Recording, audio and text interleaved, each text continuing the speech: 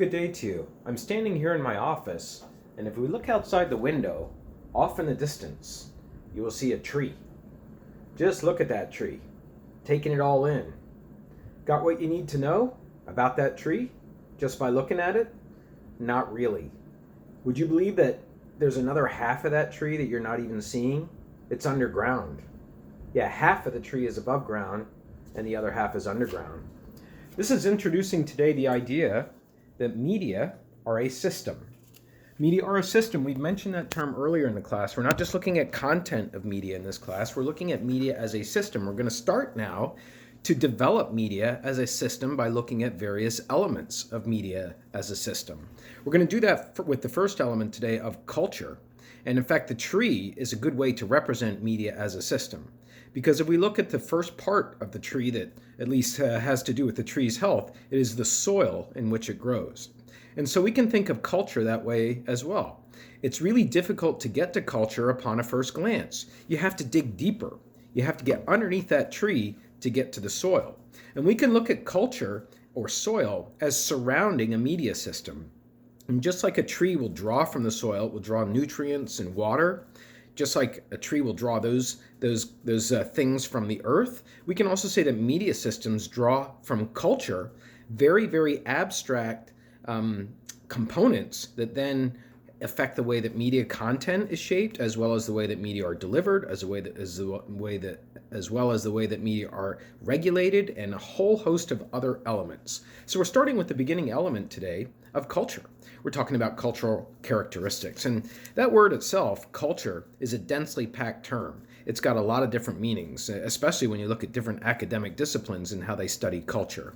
But even when amongst society in general, culture can be thought of as synonymous with high culture, like ballet or opera or symphony music. That would be seen as high culture, painting, fine art painting.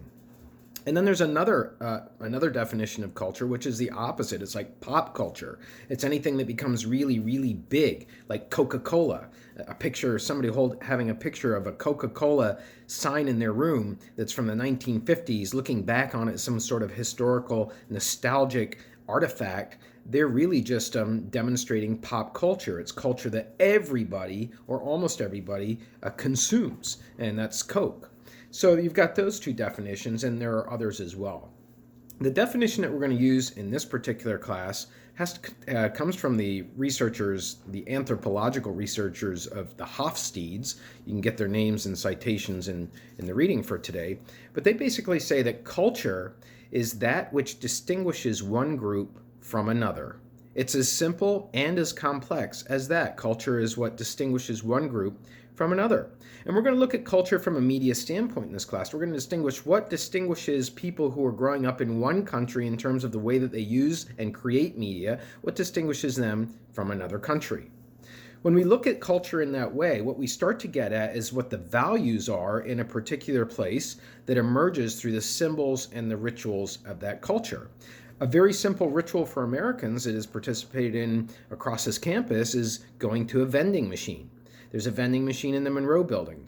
People stop by there to get a drink or to get a snack before they go to class or in between classes. I'm not saying everybody participates in it, but some people do. It's a ritual, it's a habit. And in that vending machine, you have very specific choices, almost always processed foods. You cannot buy an apple from a vending machine. You cannot buy a bag of grapes from a vending machine, at least in the United States. You cannot buy a beer from a vending machine, but you can in Germany. So there are values that are represented there. That beer would be too much promoting it to would be promoting beer to young people. So that's a value that's embedded in the way that our vending machines are laid out. And that's what we're talking about here, the cultural norms and rituals that are surrounding us every single day. And the norms come from the values. So a norm is a normal way of behaving. Just like in Pennsylvania, when you walk and you pass somebody, there's a norm that you don't necessarily smile and say hi. You may look at somebody and go like this, a small nod, or you may say, "What's up?" but not generally the big smile hi unless you know that person. And that's a value that has been translated into a norm we have here in Pennsylvania because Pennsylvanians are somewhat guarded. I can say that. I've lived here for over 30 years. And so now we want to try to look at culture, and you specifically want to try and look at culture in your research today in terms of how it impacts the media that you are going to be studying in the country that you've selected. So when you look at culture, you want to be looking at really wide dimensions of the country that you're studying. It's up to you what dimensions you want to study, but you can look at government, you can look at education, you can look at the geography of the country, you can look at a bunch of different, you can look at the religion of the country. This is up to you. As long as you are distinguishing the people in your country from another group of people in another country by virtue of media use. Now, to help you along in this way, I've included 3 links today in the email that I'm sending out that will support this material on culture. And the first link is a Chinese opera. I want you to take a look at Chinese opera because opera is a manifestation of dance. Dance is part of culture. All cultures dance. Hip-hop is heavy into dance. Almost all cultures have a tradition, like our modern day hip-hop or jazz dancing in the past, of dance as an expression. If you look at Chinese opera, China generally is made up of a population of reserved people. That's part of their culture. They're reserved in one sense, and then you don't find them loudly necessarily talking in public, and you don't necessarily find them expressing their opinions in a forthright manner in China. Now, I'm speaking very, very generally. I've been to China. They have a quietness and a methodicalness to them. And you can see that in the way that their dance is manifested in this video that's being shot and then is circulated on YouTube. It's an example of media that is carrying values and conventions or norms was a term that I used in the way that people conduct themselves when they dance in China. And so check that out. It's actually explained by an Australian. I chose it because it's in English so that you can learn more about Chinese dance. It's actually a big component of Chinese media because the Chinese government, as we will learn later, wants to make sure that Chinese culture is preserved. And that means that Chinese opera is going to be preserved. Chinese opera is more than just dancing. It's also telling a story, a moral story, a clash between not necessarily good and evil, but between temptation and restraint. That would be a very typical value that's expressed in Chinese opera. Then to compare that with another media sample in the area of dance, I've included a link on Ghanaian dance. Ghana is a country that I've been to. It's in West Africa. A lot of West African nations have had a tradition of African dance, which is much different than Chinese dance. It's much more whereas a Chinese individual is highlighted in Chinese opera and Chinese dance, you can find in African dance you have teams or the progenitor, not progenitor, but the follower of tribal dancing. Africa was made up of tribes in most places because you don't have urban centers. Industrialization did not hit China, so you had people living in villages and tribes developed. And you have dancing that looks very tribal still today. And this particular dance is being used to celebrate the inauguration of a president. And you can see it's a very different value system at play in Ghana. And then I have 2 other samples that I want you to take a look at today in terms of media. If we look at cigarette packs as a form of mass media, I mean, it's a standard message, right? People are seeing cigarette packages, whether you're buying them or not. You're seeing them when you go into the store. You're seeing them when a friend has them. If they leave them out, most people keep that hidden today.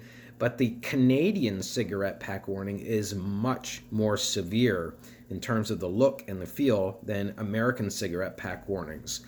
And we can see that in the colors. The colors are much blander. So even something like color is something that is communicating a value. Like Marlboro cigarettes, that red, that's communicating very vibrant color.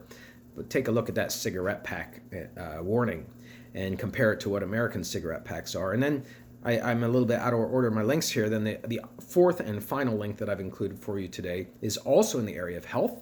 Here we can go to French television. Channel 2 specifically. And French television is communicating a concern in this news report about household cleaning products. You know, the average American household, again, it's a value that's taught to us through our advertising, that everything has to be clean, but clean according to a chemical cleansing method in the household. And even as part of our imagery, we have white toilet paper to indicate that it's clean. But the color has nothing to do with whether that toilet paper is clean or sanitized. It's actually bleach that we put in our toilet paper because visually, as Americans, we want white. We want to see white to think that something is clean. And so here we have an example of French National television. This is a television network that's funded by license fees. We'll talk about those later on. It's not funded by advertisements, funded by license fees. They are choosing to do a very serious and low key. They're not getting all excited and jumping up and down. That's not French culture unless it's politics they're talking about. Then the French are jumping up and down. But here we have French television going methodically through the warnings, the problems with all these chemicals that we have in our household. So your job today is to research culture along the dimensions that you want to and start to build it into a case for why certain media exist in the country that you're studying. So you should be also now starting to find media in your country. If you're interested in web pages, you can go to that. If you're interested in television, you can go to that. If you're interested in radio, go to that. Newspapers, whatever the medium is that you want to study, that's up to you. In some cases, some of you have countries where it might be harder than others to find media, so it really is going to be free choice for you today. So that's going to wrap up culture. Have a great day.